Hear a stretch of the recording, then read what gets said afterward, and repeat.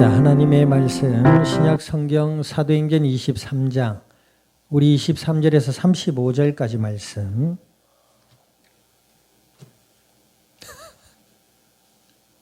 하품 소리 너무 큰가 아이가?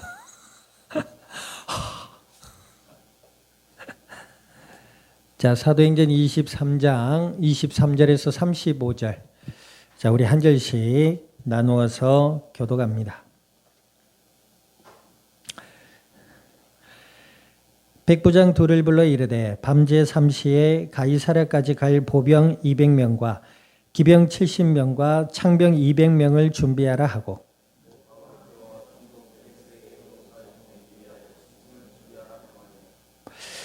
또 이 아래와 같이 편지하니 일렀으되 이 사람이 유대인들에게 잡혀 죽게 된 것을 내가 로마 사람인 줄 알고 군대를 거느리고 가서 구원하여다가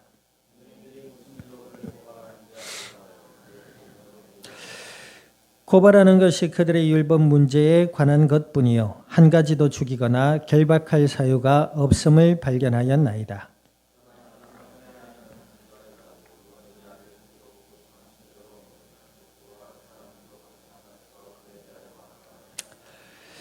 보병이 명을 받은 대로 밤에 바울을 데리고 안디바드리에 이르러 그들이 가이사랴에 들어가서 편지를 총독에게 드리고 바울을 그 앞에 세우니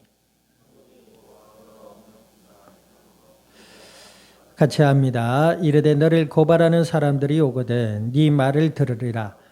헤롯 궁에 그를 지키라 명하니라. 아멘. 기도드립니다. 하나님 아버지, 주님의 크신 은혜와 사랑을 감사드립니다.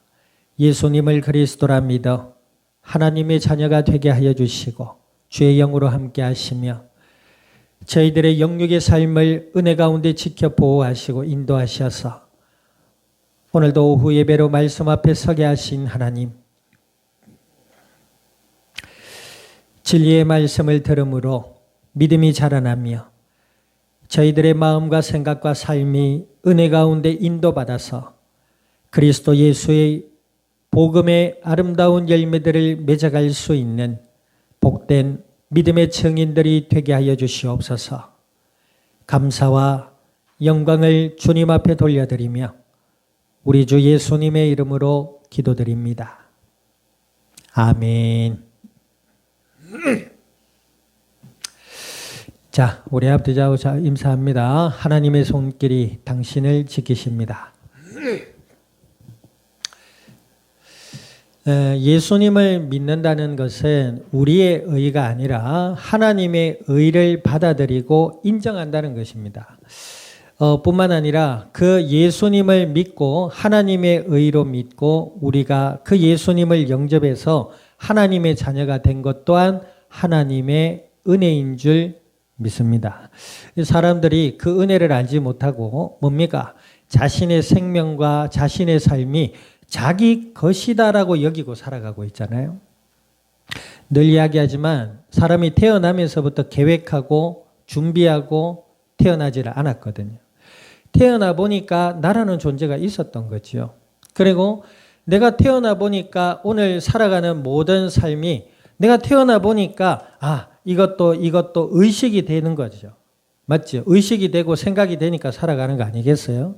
그러니까 본질의 출발은 우리가 계획하고 준비해서 태어나지 않았듯이 우리에게 생명을 주시고 이 땅에 태어나서 하나님의 은혜를 알고 하나님의 복을 누릴 수 있도록 인도하신 그 모든 것이 하나님의 은혜다 이 말입니다.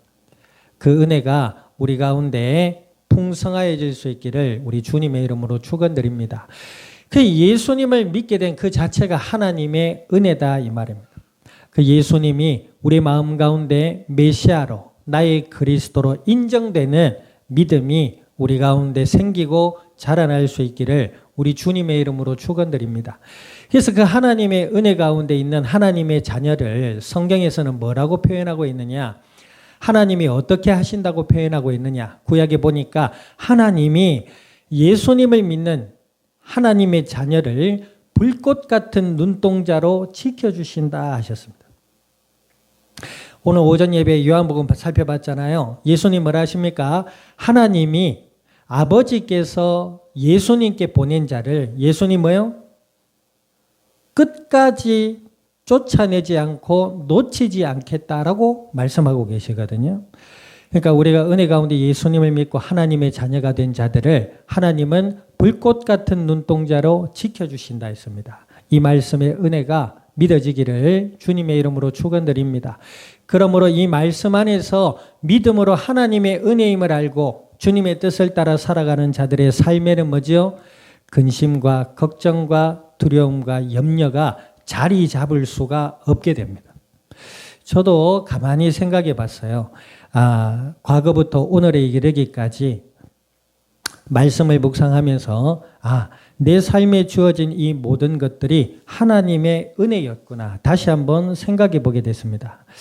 먹고 입고 살아가는 이 모든 기본적인 요소들이 하나님의 은혜다 이 말입니다. 물론 개인적으로도 강의 활동도 하고 왔다 갔다 하면서 거기에 따른 어떤 수고비도 받고 그렇게 했지만 엄밀하게 따지고 보면은 그 모든 것이 하나님의 은혜일 수밖에 없구나. 아멘. 내가 이렇게 했기 때문에 이렇게 살아간다라고 생각할 수도 있습니다, 사람은. 그러나 내 생명과 내 호흡과 내가 살아가고 있는 내 가정, 사회, 이 모든 것들이 하나님이 나를 지키시고 도우시고 인도하심에 있구나라는 사실의 은혜가 우리 가운데 믿어지기를 우리 주님의 이름으로 축원드립니다. 오늘 사도 바울이 그때 당시 문화가 그렇죠. 이스라엘 백성들 사이에서는 이 율법의 문화들이 굉장히 뿌리 깊게 자리하고 있었어요. 그런데 사도 바울 예수님이 먼저 오셔가지고 그 율법을 무너뜨리는 율법 뒤에 숨어있는 인간의 타락한 욕망과 검은 속내를 지적을 하셨어요. 예수님께서. 우리 예수님 보면은 참 굉장히 도전적인 젊은 정신을 가지신 분이셨다라고 생각이 드는 게 이스라엘 백성들 사이에서는 안식일에 이게 아무 일도 못하게 하잖아요. 심지어는 속설에 의하면 틀리기 이빨 이거 쓰는 것도 일이다 이렇게 얘기를 했다던데 그때 제자들이 예수님과 제자들이 밀밭 사이를 지나가셨단 말이에요. 그러면 하필 그날 배가 고팠어. 근데 있죠. 그때 당시 문화는 그죠? 안식일에 일을 하지 못하게 됐다. 그럼 법이 불법이에요. 그게 죄라 말입니다. 이스라엘 백성들 사이에서는. 그게 문화예요. 근데 예수님 베드로와 제자들 가다가 배고프다고 그 밀밭 사이를 지나가다가 밀을 아무런지 꺾어다가 팍 털어가 입에 넣었다. 개혁입니다. 그게 별거 아닌 것 같지만 그 이스라엘 백성들 사이에서는 굉장한 법이란 말이에요. 그걸 어기는 겁니다. 팍 꺾어. 그러면 나도 하나님 자녀니까 막 꺾고 다녀야지. 한 붙자 이러지 말고. 성전에서 재물을 파는 사람들의 그 판을 다 엎어버리면서 아버지의 기도하는 집을 장사하는 집으로 만들지 말아라. 엄청나게 화를 내시면서 그 자리에 있는 자들을 향하여 의분을 쏟아내신 예수님.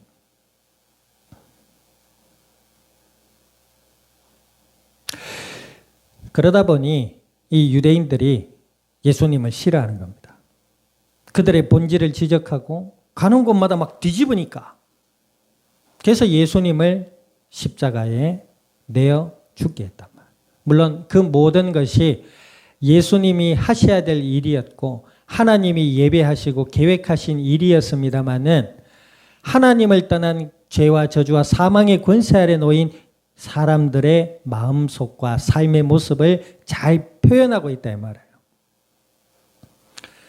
사도 바울 보세요. 사도 바울도 이들에게 율법을 어겨야 된다라고 얘기하지 않았어요. 율법을 완성하신 하나님이 율법을 주신 하나님이 율법을 완성하신 예수님으로 우리에게 오셨다. 그 이 부활하신 예수님을 믿음으로 받아들여라 이랬는데 뭐요? 저거 이단이다 해가지고 사람들이 사도 바울을 죽이려고 막 달라드는 겁니다. 홍명보 이제 끝났죠? 홍명보가 끝난 게 아니고 홍명보 살아있지 뭐. 축구가 끝났어요. 세상에. 손흥민을 비롯한 몇몇 선수들의 연봉이 지금 다 합해가지고 몇백억이 되는데 거의 1,000억이 넘어가는 돈에 가진 선수들을 데리고 32강을 못 갔어요. 이 말은 옛날 시스템 같으면 조별 예선 탈락. 그래가지고 그치요? 아까 우리 얘기했잖아요. 각자 비행기로 돌아온대요. 환영 행사 2014년에 홍명보가 감독일 때에 그때의 선수들이 엉망이었어요. 그래가지고 공항에 돌아왔을 때 엿 먹으라 그래서 엿 던지고 막 이랬거든. 난리 났었어요. 그때 손흥민이 막 자괴감을 느끼고 울고 막 난리 났었어요. 그 모멸감을 느꼈다. 그게 또 될까봐 이제 머리를 쓴 거예요. 진짜 정신 차려서 와가지고 엿을 맞든 사탕을 맞든 계란을 맞든 죄송합니다 해야 될 거 아니에요. 그것도 따지고 계산해봐도 그것도 괜찮아요. 계란 몇 개 맞고 한 100억 챙겼으면 된 거 아이가? 자, 근데 보세요. 그것 때문에도 사람들이 보세요. 지금 막 난리가 납니다. 초등학생들까지 명보 탈락 나가 막 난리 납니다, 지금. 사도 바울과 예수님 본질이 다릅니다. 사도 바울 또한 하나님의 선하심과 은혜와 사랑을 전했어요.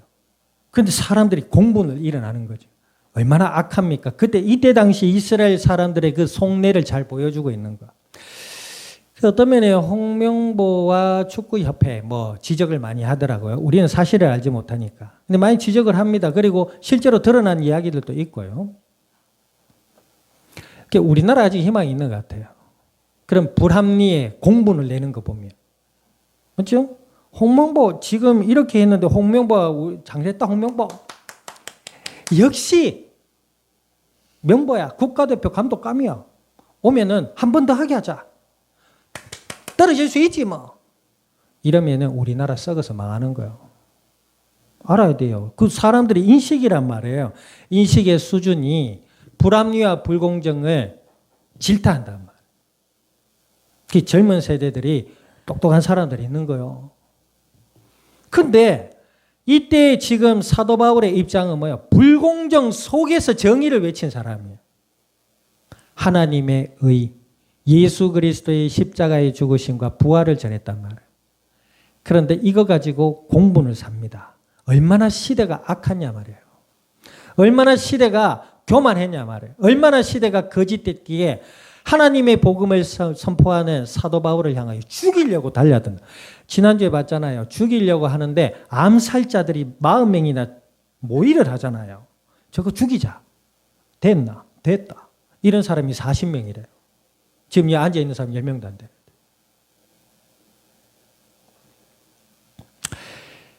세상이 그렇다 말입니다. 하나님을 떠난 죄와 저주와 사망의 권세 아래에 있는 인간의 본성을 잘 대변해 준다고도 볼 수 있습니다. 물론 다 사람을 죽이자고 아까 얘기했죠. 우리나라는 아직 그래도 공정의 사회 의식들이 좀 있는 것 같아요. 자, 어찌됐든 그럼에도 불구하고 사도 바울은 어떻게 해요? 지금 천부장이 그 소식을 들었잖아요. 사도 바울의 생질이 와서 알려줬잖아요. 그 소식을 듣고 이 천부장이라는 로마의 사람입니다. 유대인도 아니에요. 로마의 행정가예요. 군인이에요. 천부장이 이 사람이 그 소식을 듣고 사도 바울을 옮기려는 거예요, 지금. 벨릭스 총독이라고 다른 지역으로 옮겨서 이 사도 바울을 지켜주려고 하는 거예요. 그런데 그 규모가 어느 정도냐면 25절 보니까 보병과 기마병과 그 사도 바울을 지키고 호위해서 옮기기 위해서 약 몇 명입니까? 20, 보세요. 아까 우리가 몇 절 읽었죠? 23절 보세요.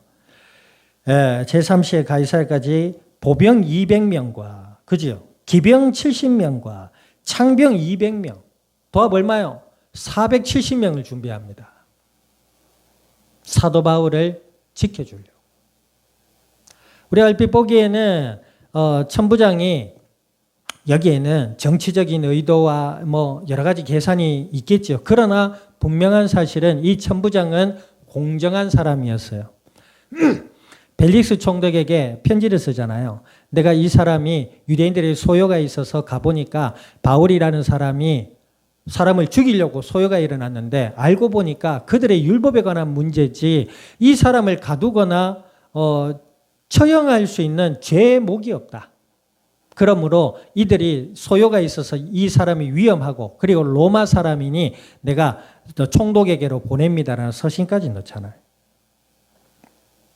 그래서 이제 총독 앞에 섭니다. 이 모든 과정이 뭐다? 하나님의 손길이다. 하나님의 도우심이다. 하나님의 보호하심이다. 이 말입니다. 사도 바울은 어떤 사람이다? 예수 그리스도의 죽으심, 십자가의 죽으심과 부활을 목격하고 믿었던 사람입니다.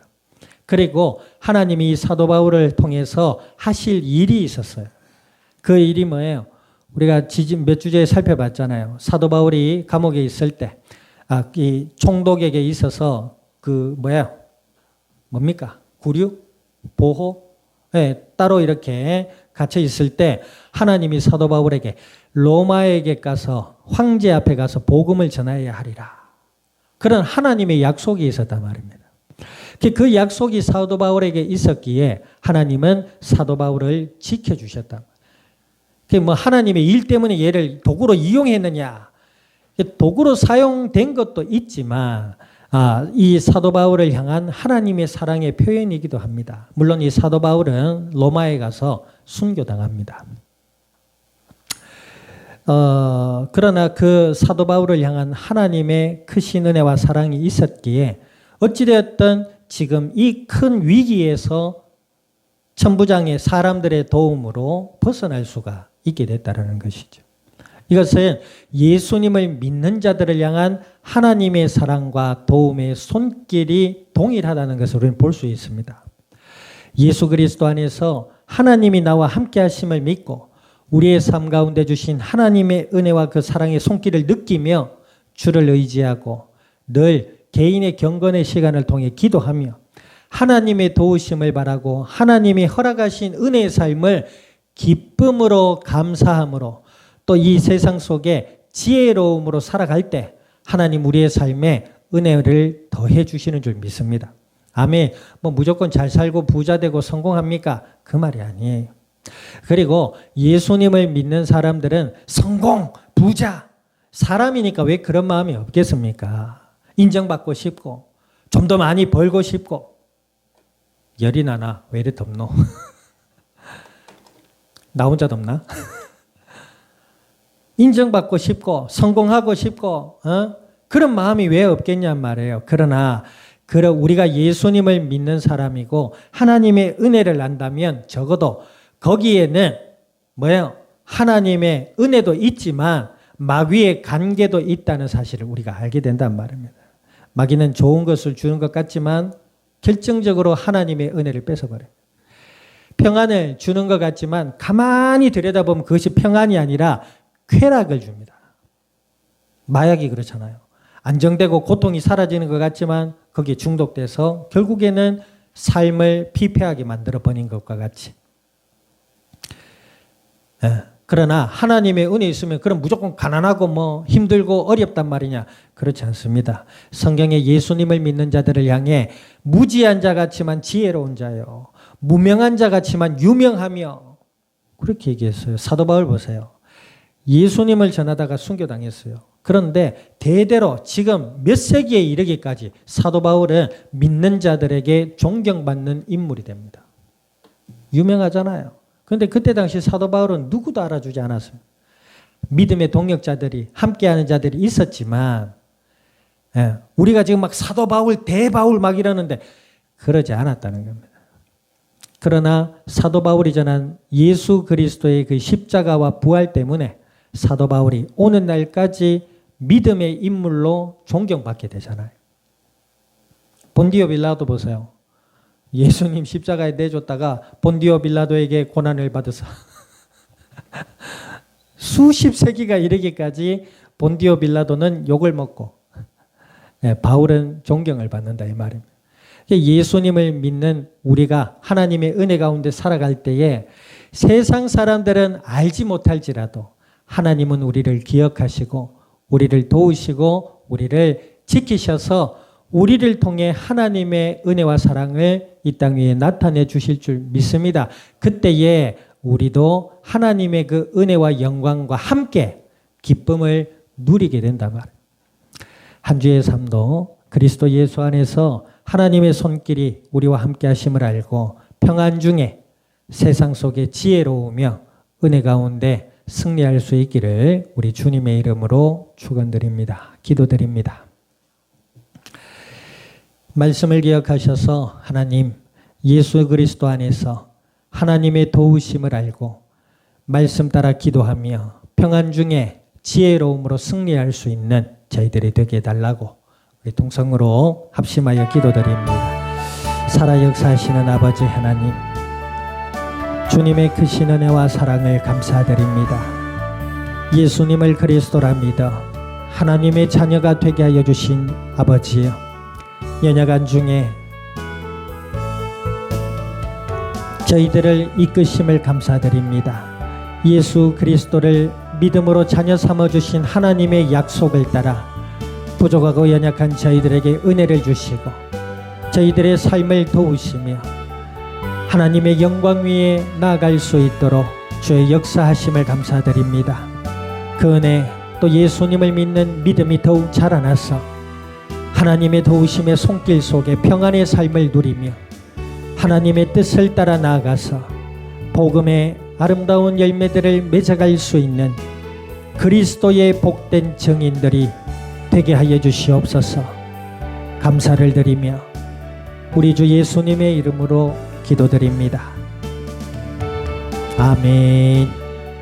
지금은 교회의 머리 되시는 예수 그리스도의 은혜와 하나님 아버지의 크신 사랑과 성령님의 내주 인도 역사하심이 오늘 그리스도 예수 안에 하나님의 손길을 알며 평안과 지혜로움으로 주님의 뜻을 따라 이 땅 위에 복음의 아름다운 열매들로 주님의 영광을 드러낼 이 자리에 속한 모든 믿음의 복된 증인들 머리 위에와 교회와 함께하는 모든 이들 위에 출타 중에 있는 권속 위에 한 주의 삶의 현장과 이 양산 이 나라 온 땅 위에 지금으로부터 영원토록 항상 함께 계실지어다. 아멘.